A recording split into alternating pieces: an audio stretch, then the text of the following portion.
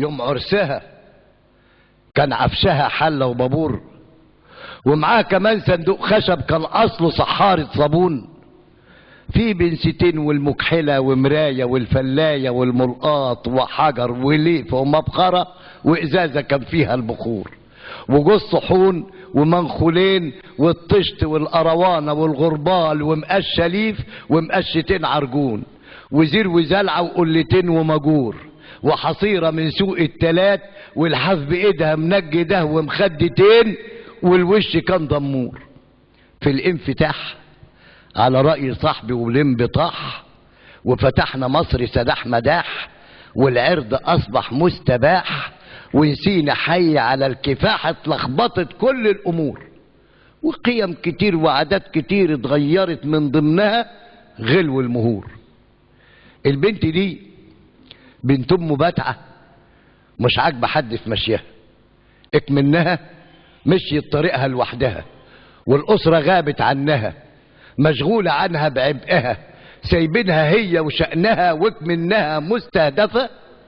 الاجنبي ومعه غبي فكر لها، قال اولا ترفض معيشه اهلها، ترفض اوامر ربها، ترمي الحياء والانتماء ورا ظهرها، تقطع جذورها بنفسها او عزلها. ازاي هتعرض لحمها وتبان مفاتن جسمها من ضفرها لاعلى شعره في شعرها. عمل الصلاة تعرض موضات والاعلانات ماليه الشاشات بالشامبوهات والتسريحات وحاجات كتير فرحت بها، تاهت ونسيت نفسها وتكلمك ربع الكلام بالاجنبي وتقول هالو. بنت ام بتعه تقول هالو، ميرسي يا شوشو وثانك يو وكم يا توتو يلا جو وبكره بينا رانديفو.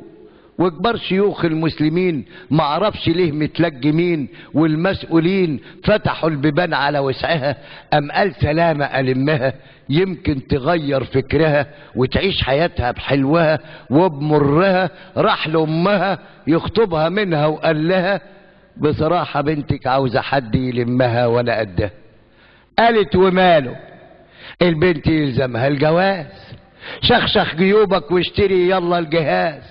قالت لبي، قالت تجهز شقة قد 4 اوض احسن نابوليا في البلد وتجيبها من دمياط وتجيب نجف من غير عدد والمكنسة بشفاط والدش قبل الدش والفيديو والبوتاجاز وتجيب لها تلاجة 16 قدم وتجيب لها قبل الجواز الشنطة والمحمول وتجيب لها غسالة فول، انا قصدي فول توماتيك شقتها كاملة زي اي بوتيك وتجيب لها قبل الجهاز الشبكة طقم من الذهب، انا مش هقول الماس، وتجيب لها فستان زفاف من غير كمام من غير كتاف علشان يبين صدرها وتبان مفاتن جسمها وتجيب غوازة زفها واللي اسمه ايه شهر العسل في الشرم ولا الغردقة وبلاش امور البعزقة.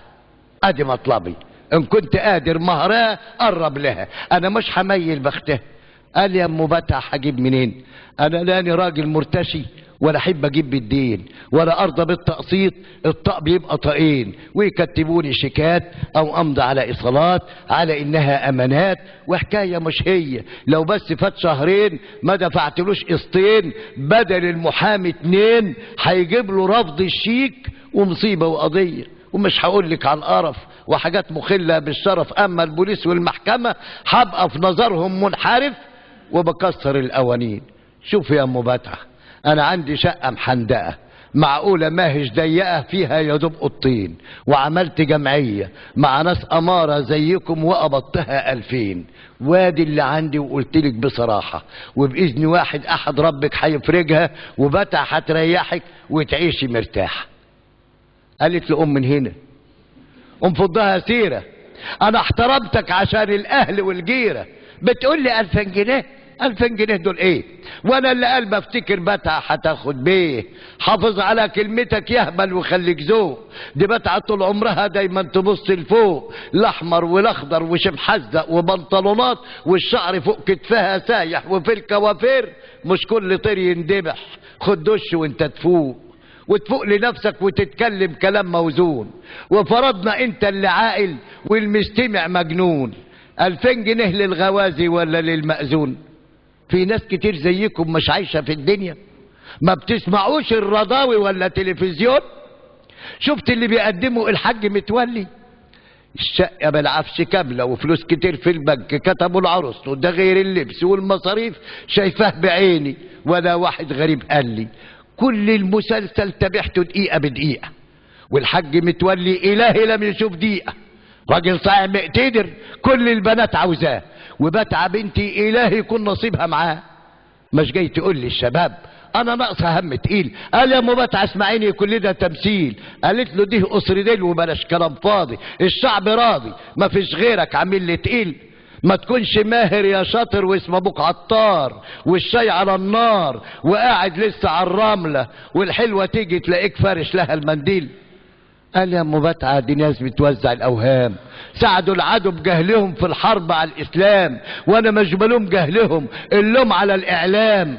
قالت خلاصة الكلام انا بنتي مش من وهمكم، شوفوا لكم ناس على قدكم.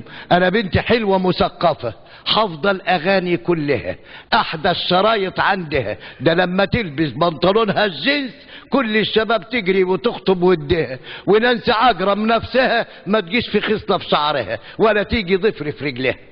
طب والنبي لو شافها واحد اجنبي لا يجيب لها كل اللي يجي في نفسها. انا بنتي عاوزة جدع عايق يكون كسيب، ابوه في حزب اسمه ايه ويكون من المحاسيب، او زي ابن ام بطه شغال على التهريب، او من بتوع النوادي، او يكون لعيب الجنب مليون جنيه ويغيظ امين الدين.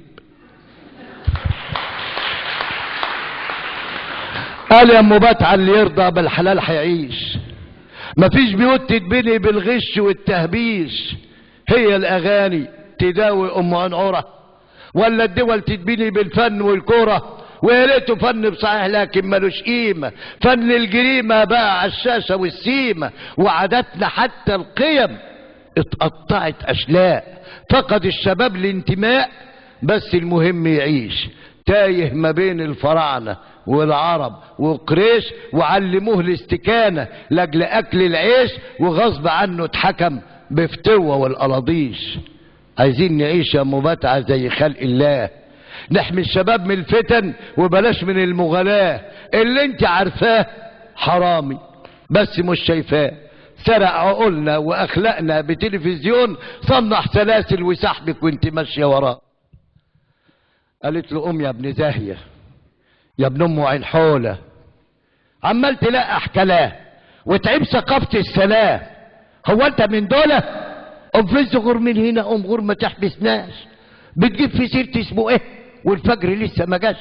فاكر في يوم اسمه ايه؟ يوم احتفال اسمه ايه؟ ساعة ما مات اسمه ايه؟ وجيه بداله اسمه ايه؟ عمل قانون اسمه ايه؟ وبيه مخلي اسمه ايه؟ باشا في امن اسمه ايه؟ يقطع لسان اسمه ايه؟ لو جاب في سيرتي اسمه ايه؟ عقبال سلامة ابن ايه؟ ويحطه في اللي اسمها ايه؟ من غير محاكمة اسمها ايه؟ تقعد سنين من حاش. فكرك تحوش اسمه ايه؟ هو اسمه ايه ينحاش؟ قال يا ام بتعه انت ايه قصدك تخلي اسمه ايه يحبسني في اللي اسمها ايه من غير محاكمه اسمها ايه؟ اقعد سنين من حاش؟ انا جبت سيرتي اسمه ايه وفرضنا قلت اسمه ايه، ما هو برضه ما غلطناش. قالت خلاص فضنا، يا تقوم تغور من هنا، انا بنتي زي القمر لسه عريسها ما جاش، عاوزاه يكون مقتدر ويكون كبير يا بلاش. انا ناقصه هم الشباب والنفخه على الفاضي، فاكريني مكتب شؤون هديكوا بنتي بلاش؟ قوم فز غور من هنا، قوم فضها سيره، والباب وراك تقفله وتهوى في ستيره، واوعاك تعتب هنا لو ليك كرامه صحيح. اصل اللي زيك كده الدم عنده شحيح، وان كنت بالشكل ده يوم خرجتي ما تجيش. خرج يقول يا مسلمين، يا ولاد امور المسلمين اللوم لمين؟ للمسؤولين ولا الحرس؟ يا مثقفين دقوا الجرس، ماله الجرس صابوا الخرس. اوعاك تقولوا ان الودان صابها الصمم، اوعاك تقولوا الناس كمان زي الغنم ما بيفهموش، وبلاش تكونوا بجهلكم او حتى في ناس منكم بينفذوا تخطيط لبوش. فتش وشوف الجرح فين، وضح وقول للمسؤولين وبلاش من النوم في العسل، وبلاش كسل، ويا ريت تكونوا القدوة وتكونوا المثل، وبلاش تعرض سمعتك للقيل وقال، وبلاش طريق الهلس والبطال، بكرة التاريخ هيغربلك ويغربل الأعمال. في ناس تعيش وناس تموت ولا تتنسيش، وناس تموت تحت النعال، وفي كتب زي الذهب، وفي كتب من غير تمن يرموها للزبال. يا مثقفين فين جهدكم؟ والمشكلة قدام عينيكم كلكم، قدامكم فرصة عمركم. راقبوا البرامج كلها وتفكروا واستفسروا القصد ايه من بثها، ومين من المسؤولين صرح بها، وفين شيوخ المسلمين علشان توقف عرضها، واللوم لمين؟ يا كبار شيوخ المسلمين قولوا بصراحة على الملأ، لو واحدة تعرض لحمها وكمان تسيب شعرها، ولا تختشيش على دمها، ولا تستحيش من ربها، مهرة وسايب سرعها من غير لجام. يا كبار شيوخ المسلمين عاوزين إمام يصرخ يقول لوزارة الإعلام حرام، وبجرأة يعلن كلمته علشان يبرأ ذمته، يعمل حساب يوم دفنته، يعمل حساب يوم الزحام. قدامكوا عام والزحف جاي من العولمة والأمريكان. يا أيها الحكام ما تغيبوش وعي الشعوب بالشرطة والإعلام، الكل طفح وادي الشعوب بتقول لكم قدامكوا فرصة عمركم، قدامكوا عام يا تقولوا على الدنيا السلام.